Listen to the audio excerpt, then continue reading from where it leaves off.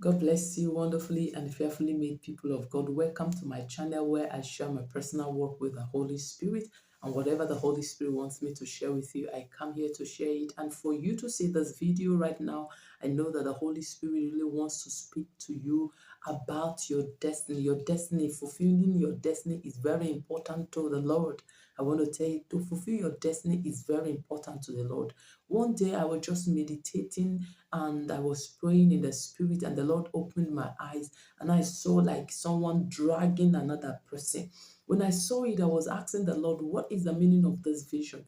And He told me that this vision shows the way He is literally dragging His sons and daughters to fulfill their destiny on this side of eternity. And He said that this is what He's doing to His people. He wants them to fulfill their destiny, but they don't want to. They are doing their own thing, living their own life. So He's dragging them. And then He brought Jonah to me, the book of Jonah. You know what happened? The story of Jonah, how the Lord had to force Jonah, how the Lord has to force Gideon. Didn't want to. Gideon say, "Oh no, Lord, I am not going to do." We had the list here. He was giving the Lord reasons why he will not fulfill his destiny. When the Lord has declared already that you are a mighty man of value, Gideon said, "No, this is too much, Lord. Is this what you're saying is not for me?" But that is actually who Gideon was. And the Lord wanted him to step into that big shoe. The same thing where you are, brothers and sisters. The Lord is asking me to tell you, you should not be among the company of people that He is dragging. He is literally dragging to fulfill destiny. What is that the Lord is asking you to do? What is that the Lord is laying your heart to do?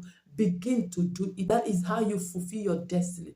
Jesus Christ said, "I come as it is written of me." I come as it is written of me. In the presence of God, your book is there, written what you need to fulfill on this side of eternity. And if you are not fulfilling it, the Lord is not happy. That means you are amongst those people who He is literally dragging to fulfill destiny. And the fulfillment of destiny is for your own good and the good of other people, the good of the kingdom of God, the good of unbelievers, and the good of your family, yourself, your generation. So it is better you begin to heed to the instruction of the Lord and begin to carry out what the Lord is asking you to do. Even Jeremiah, when the Lord called Jeremiah gave the Lord excuses for why he will not answer the call. But the Lord dislodged Jeremiah's thoughts, because God said His ways are higher than our ways and His thoughts are higher than our thoughts. He refused to walk in the company of the Lord. In fact, one of the chapters of Jeremiah, he said that the Lord deceived him. And the Lord said He doesn't deceive. He told the children of Israel, "I have not called you to seek me in vain." That is to say that when you are in the company of God, when you are walking in the company of God, you will fulfill your destiny.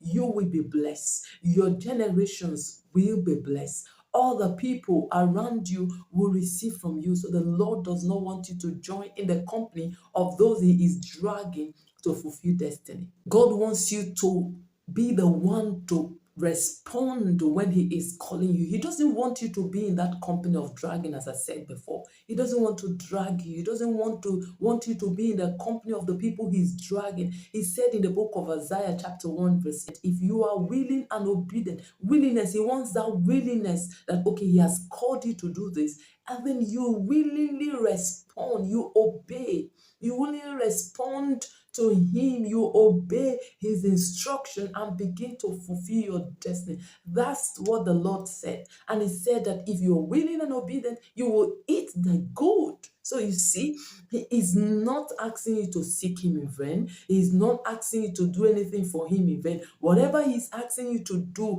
for Him is for your own good, is for the good of the people He's asking you to do it for, is for the good of your generations unborn, and your generation even born is for their good. So wherever you are, don't be in the company of those the Lord is dragging. There are also people in the Bible that the Lord called. Even right now as I speak to you, there are a lot of people that the Lord has called. They are just fulfilling the desire of the Lord. They are doing the mandate of the Lord. They are obeying the words of the Lord to them. They are not allowing the Lord to drag them.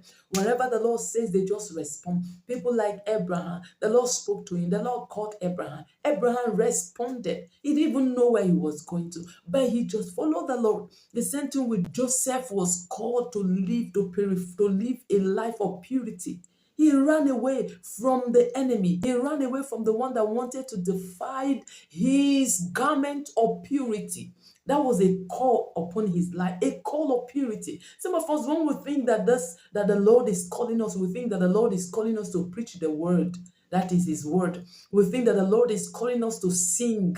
The Lord can call you to be a faithful servant to your master. The Lord can call you to be someone that finances the gospel, someone that helps the poor. The Lord can call you to be someone that visits the prisoners to give them hope. There are different ways the Lord call people. The Lord can call you to be someone that encourages the widows, that encourages the widowers, that encourages the divorcees. The Lord can call you to be someone that brings hope to people. It depends on the area of your calling. The Lord wants you to fulfill your call. The Holy Spirit wants to work in you and through your life so that you can fulfill that call that He has for you. The Lord also called Moses. Moses initially did not want to, but later he made up his mind. He made up his mind to respond to the call. In fact, the initial time Moses responded to the call of the Lord was when he said, "No, I want to be in the company of Pharaoh. I don't belong here." That was a call to fulfill his destiny. He made up his mind to be in the company of the Lord.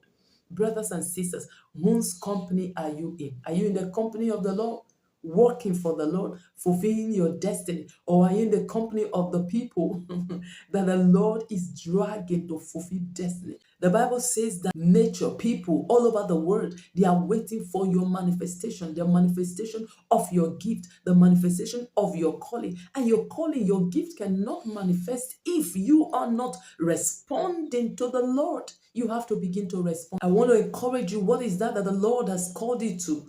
Begin to respond to the Lord. Summon courage and begin to fulfill that destiny that the Lord has given to you, that glorious destiny of yours.